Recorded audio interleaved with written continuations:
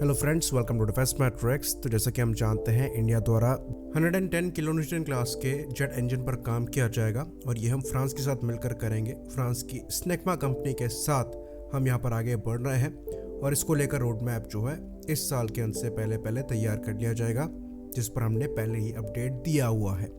साथ ही साथ हम बात करते हैं कावेरी इंजन की, जिसके बारे में हम पहले ये जानकारी दे चुके हैं कि इस इंजन का जो ड्राई थ्रस्ट वाला वर्जन है ये हमारे घातक यूकैफ के प्रोग्राम में इस्तेमाल किया जाएगा। साथ ही साथ इसके मरीन इंजन को भी टेस्ट किया जा चुका है और हमने ये भी वीडियो बनाया था कि इस इंजन को अभी भी सक्सेस बनाया जा सकता है। कई साल इसमें लग चुके हैं, लेकिन अभी भी इस इंजन में पोटेंशियल है कि इसका वेट थ्रस्ट वाला वर्जन जो है ये सक्सीड कर सकता है। तो ये चीज़ हम जानते हैं कि Kaveri engine originally LCA programme के लिए डेवलप किया जा रहा था, लेकिन ये प्रॉपर थ्रस्ट नंबर को अचीव नहीं कर पाया। साथ ही साथ इस इंजन का वजन भी थोड़ा ज़्यादा था, जिसकी वजह से जिस रिक्वायरमेंट के लिए इसे बनाया गया था वो ये कभी पूरी नहीं कर पाया और इसे कंप्लीट सक्सेस नहीं माना गया।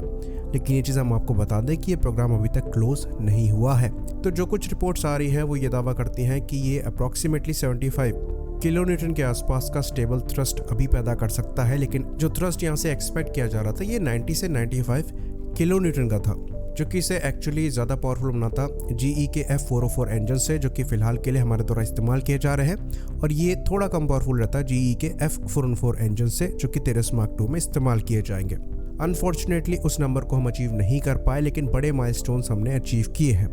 ड्राई थ्रस्ट में जो परफॉर्मेंस है ये काफ़ी ज़्यादा डिसेंट है और F404 से कंपैरेबल है, इसलिए इस इंजन को घातक यूकैफ में इस्तेमाल किया जाएगा, जो कि LCA तेरस की वेट क्लास कैटेगरी में आने वाला यूकैफ होगा।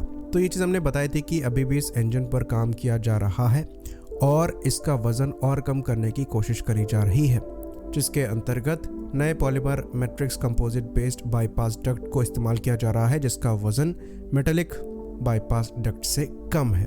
साथ ही साथ और जगह भी यहाँ पर काम किया जा रहा है वजन को कम रखने के लिए।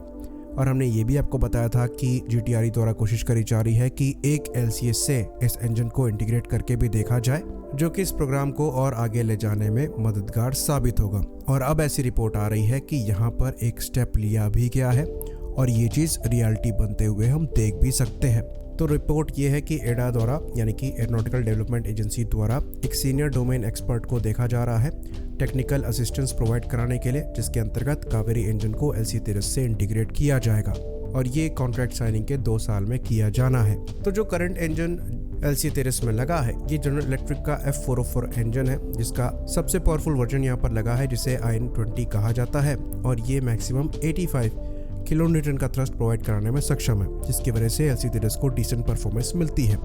लेकिन जो परफॉर्मेंस यहाँ से एक्सपेक्ट करी जा रही है ये उससे थोड़ा नीचे रह जाता है और मेनली ट्रांसोनिक परफॉर्मेंस जो इस एयरक्राफ्ट की है वो थोड़ी सी अफेक्टेड है। तो यहाँ पर एक थोड़ा हल्का इंजन जो कि ज़्यादा थ्रस्ट पैदा करने में सक्षम हो वो लगता है, तो डेफिनेटली अच्छा खासा परफॉर्मेंस इंप्रूवमेंट यहाँ पर देखने को मिल सकता है। और क्योंकि एयरफोर्स द्वारा ऑर्डर संख्या भी यहाँ पर बढ़ाई जा रही है और 200 के ऊपर हम इनके टोटल नंबर्स इंडियन एयरफोर्स की सर्विस में देखेंगे, तो फ्यूचर में इनका जब मिड लाइफ अपग्रेड होगा तो अगर एक इंजन ऑप्शन यहाँ पर अवेलेबल होगा तो वो एक परफॉर्मेंस बूस्ट देने में सक्षम होगा। साथ ही साथ इस एयरक्राफ्ट में जो परसेंटेज ऑफ इंडिजनाइजेशन है वो भी इंक्रीज होगा।